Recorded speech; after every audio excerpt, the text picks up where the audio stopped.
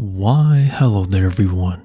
I'm Laxow, aka the Kumo Sensei. Minasan, konbanwa, Youngshone Shadow, and good evening or good afternoon everyone. And today I'm going to be doing a winter sale. And essentially what I'm doing now is doing a sale so that way I can move inventory and then focus on the things I want to order in the future for my business, Laxow Legacy LLC. And to do that, I need to make space. So I'm actually going to leave the availability list, the terms of my service, and shipping cost, and everything down below. So if you do want to buy something in this video that you see and you like, just send me an email.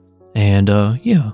So allow me to discuss how this is going to work. So for example, I have two female C. lividus for sale, and I will show both of them in this video. So if you do want to buy a female C. lividus, and you want this specific one, for example, specimen number 1, just say I want the C. lividus females that I have for sale, and I want specimen number 1 or specimen number 2.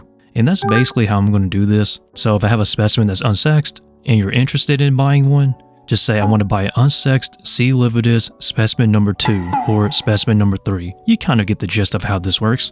And that's basically how I'm going to do this. So that way people can actually see what they're getting, or if they see a specimen they like in this video and they want to buy it, they can let me know. And it's pretty much straightforward, so I don't really need much explaining going on here. Now, I can't really show everything I have on video because then that'll be like forever if I show every individual specimen, but I will leave the list of everything I'm selling down in the description down below if you want to go check it out, the terms of service, payment methods, and things like that. And let's get straight on to this video.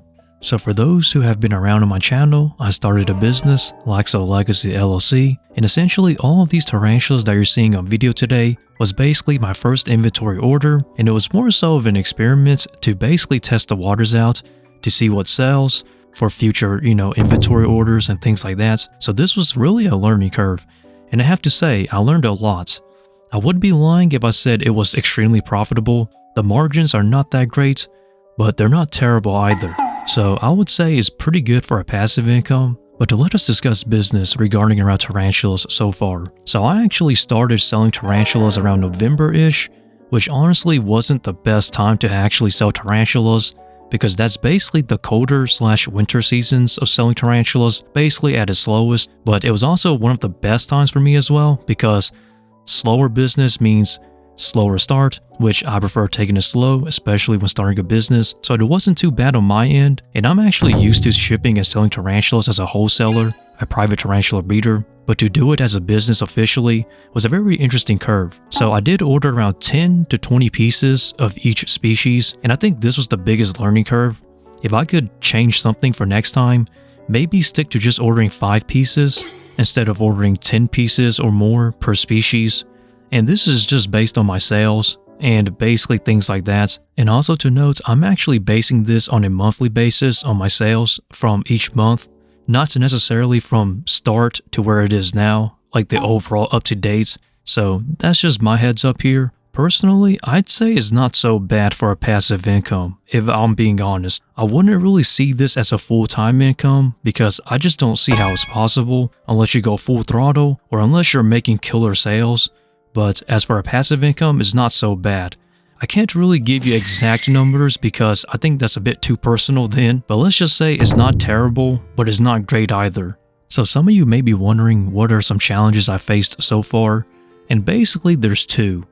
One is that the shipping is not so great for this time of year because of the weather. It's very cold, so I do recommend a lot of my clients and a lot of my customers to basically, if they do order, to put it on hold at a FedEx facility because at a FedEx facility, it's temperature controlled and they can just pick it up. Now, I don't mind shipping to an address, but I don't want to see my orders to be sitting out on somebody's porch, out in the cold, because then that's not ideal. But luckily, I haven't ran into any shipping problems as of yet, so that's a good thing. No shipping delays, no DOAs, or any casualties for that matter. So now let us move on and discuss about my second hurdle when it comes to selling tarantulas. And it's pretty much straightforward, and basically it's the size of the specimens that I'm selling. So usually a lot of tarantula sellers, they offer slings and really small specimens. My goal for Laxow Legacy is to basically help jumpstart a lot of tarantula breeders' careers by offering larger size specimens. So all of the specimens you're seeing in this video are basically either subadults or larger specimens in general. So because of that, I can't really put the prices down any lower because slings are very affordable because they're small. As for me, since I'm selling larger specimens, I can't really put the prices any lower than where they are now because you can Google the prices here in the United States of the same species I'm selling for the exact same size and even the exact same sex, and you will recognize that the prices are way higher than mine than what I'm selling them for. So I'm not really making much on margins, but there has to be a more high ground, right? My price is more fair to a lot of upcoming tarantula breeders to where they can afford it and basically get a breeding project started or push them into a direction. But even then, it still costs way more than buying a sling, which is understandable and why it's also possibly a hurdle to some people, which is a hurdle for me personally, but is one that I don't mind because it's understandable. But anyhow though, just a quick note here for the Theraphosas. If you're noticing mold, I apologize for that. So essentially what happened is that during maintenance, I poured too much water into the substrates and yeah, now we have mold. My ventilation is usually good along with my airflow, but in this case, I just put too much moisture into the substrate. So I'm currently warming it up right now in my room and increasing airflow, which is why you're seeing a bit of condensation as well, just to basically dry out the enclosures and basically get the mold out.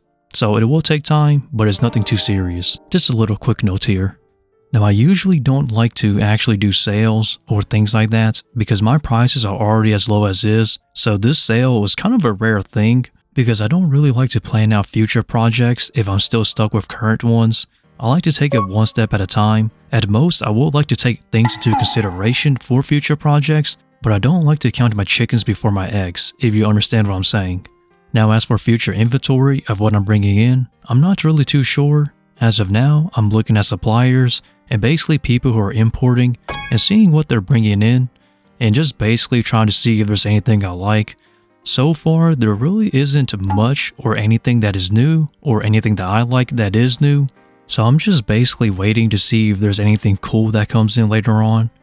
As for future breeding projects, a lot of people are telling me to jump into Chilobrachys because there's a lot of localities and whatnot, and basically my discussions about it in my last video, basically showing my interest in it. So maybe I'll jump to Chilobrachys next for my next genus. So maybe I'll work with some common Chilobrachys species such as Chilobrachys huahini or something of the sort, but let us wait and see. And you may have noticed that that's one of my catchphrases, let us wait and see, and it's really because I don't make promises unless I know I can keep them, because I take promises and things like that personal. So in this case, it's really uncertain, but it isn't 0% either. Now I am kind of in a hurry, so I do gotta go. So as always, like, comment, and subscribe to stick around, check out my social medias, and shout out to my Patreon members. And I apologize that I gotta go, but I'm very busy right now. And yeah, with that, stay lax, and Laxow out from the Kumo Sensei.